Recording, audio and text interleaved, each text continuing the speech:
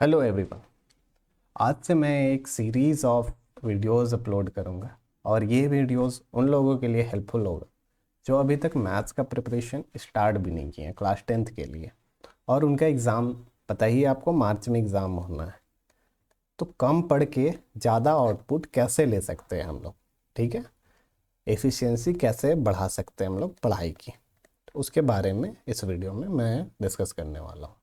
और हमारा प्लान क्या है, कैसे हम करेंगे, कौन चैप्टर पहले करेंगे, कौन बाद में करेंगे, क्यों करेंगे, उसको इस वीडियो में मैं कवर करूँगा।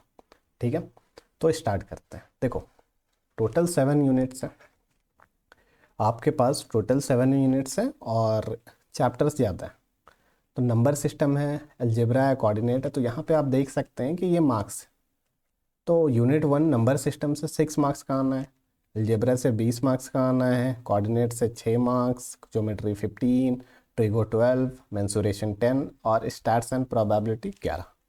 तो ये डिस्ट्रीब्यूशन। और अगर हम लोग देखेंगे कि हम लोग का प्लान क्या है, तो चलते हैं नेक्स्ट स्लाइड में। यहाँ पे प्लान देखते हैं, how to complete whole syllabus in 2 months. ठीक है, तो देखो मैं किस हिसाब से चलने वाला हूँ। मैं चलने वाला हूँ 2 पार्ट में, सिलेबस को 2 पार्ट में बांटूंगा। पहले जो जो इजी है, जहाँ से हम थोड़ा पढ़ के एकदम डेफिनेटली बना ही ले क्वेश्चन। ऐसा नहीं कि पढ़ भी लिए, बहुत मेहनत किए और उसका क्वेश्चन ही नहीं बन रहा। ऐसे ऐसे चैप्टर करेंगे जो पढ़ने के बाद 100% बनना ही बनना है उसका क्वेश्चन। तो वो सब पहले करेंगे। तो देखो, पहले में कोऑर्डिनेट ज्योमेट्री है जो कि 6 मार्क्स का है। फिर अलजेब्रा, अलजेब्रा में 4 चैप्टर है, polynomial, linear equation, quadratic equation और एपी। 4 चैप्टर हैं, बट ये ऐसा है कि अगर एक बार पढ़ लिए, इजी है ये, इजी, एक बार पढ़ लिया तो इसका क्वेश्चन आपसे बनेगा ही बनेगा एग्जाम में। जो भी एमसीक्यू है, प्रीवियस ईयर क्वेश्चन है, सैम्पल क्वेश्चन पेपर है, सारे को हम लोग एक चैप्टर ख़त्म करेंगे, फिर ये तीनों देखेंगे। ठीक है, और केस बेस्ड है, केस बेस्ड। तो जनरली प्रीवियस ईयर में देखा गया कि केस बेस्ड कोऑर्डिनेट से भी मिल जाता है। एनसीईआरटी में भी इसका केस बेस्ड है कुछ कुछ क्वेश्चंस, तो वहीं से इसका मिल जाता है या कहीं से भी मिलेगा, हम लोग देख लेंगे। हर चैप्टर का केस बेस्ड हम लोग करेंगे। तो फिर स्टैट्स एंड प्रोबेबिलिटी और नंबर सिस्टम, ये 4 यूनिट ऐसे हैं जिनको अगर हम करते हैं तो करने के बाद क्वेश्चन बनना एकदम 100% कन्फर्म है कि बनेगा ही बनेगा। ठीक है, तो ये हो गया 43 मार्क्स। आउट ऑफ 80, 43 मार्क्स ये 4 यूनिट से हम कवर कर लेंगे। पहले इतना कवर करेंगे, इसके बाद एक बार इसका रिवीजन करेंगे। रिवीजन इसका ज़रूरी है, 1-2 क्लास में इसका रिवीजन करेंगे 4 चैप्टर यूनिट्स का, और फिर आगे बढ़ेंगे। अब आगे हम, मेरा बचा कितना, 3 यूनिट्स। तो 3 यूनिट्स बच गए, तो ज्योमेट्री बच गया। अब ज्योमेट्री में देखो क्या है, 2 चीज़ पढ़ना है, सर्कल और ट्रायंगल। ठीक है, क्लास 9th में आप लोग सर्कल और ट्रायंगल पढ़ेंगे, उससे बहुत आसान 10th का सर्कल और ट्रायंगल है।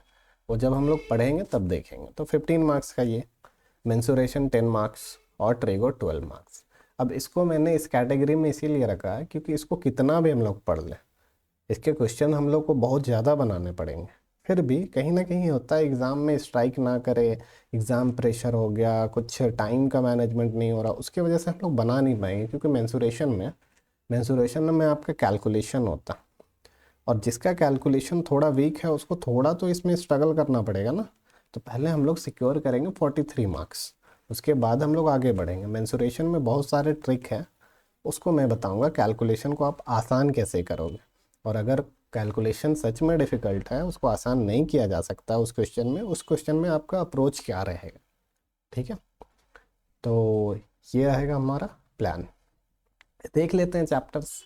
तो देखो, जितना सिलेबस दिया हुआ, जितना सिलेबस है, ठीक है, इससे ज़्यादा हम एक वर्ड नहीं पढ़ेंगे, पढ़ना ही नहीं है। अगर बोर्ड्स के लिए आप प्रिपेयर कर रहे हो तो फिर जो सिलेबस दिया हुआ है वही पढ़ेंगे। जैसे देखो, रियल नंबर, रियल नंबर में क्या, fundamental theorem of arithmetic, proof वगैरह, इरेशनैलिटी का, रूट 2, रूट 3, रूट 5, ये सब हम लोग बस इतना ही करेंगे, इससे ज़्यादा कुछ है वो नहीं करेंगे।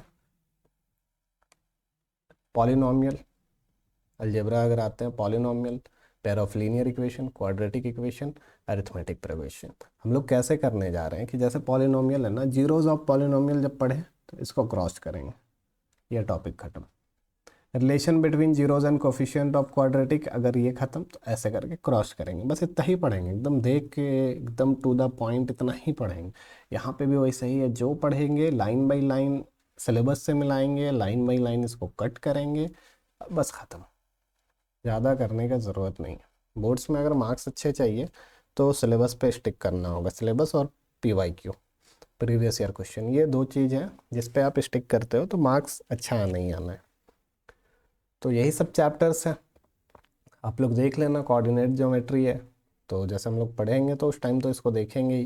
ट्रायंगल्स है, सर्कल्स है, फिर ट्रिगो है। ट्रिगो में हाइट एंड डिस्टेंस इजी है, ये इसका क्वेश्चन आराम से बनेगा आपका। आइडेंटिटी में कभी कभी दिक्कत हो जाता है, और ये तो आपका है 0 1/2 1/√2 एंगल से रिलेटेड है, तो इसको हम लोग पढ़ेंगे। आसान है बट होता है ना कभी कभी एग्ज़ाम में नहीं बनता, इसीलिए इसको हमने सेकंड कैटेगरी में रखा। और देखते हैं मेंसुरेशन। मेंसुरेशन फार्मूला बेस्ड है, फार्मूला कैसे डिराइव हो रहा वो चीज़ हम लोग सीख लेंगे एक बार, तो हर तरह का क्वेश्चन कर लेंगे।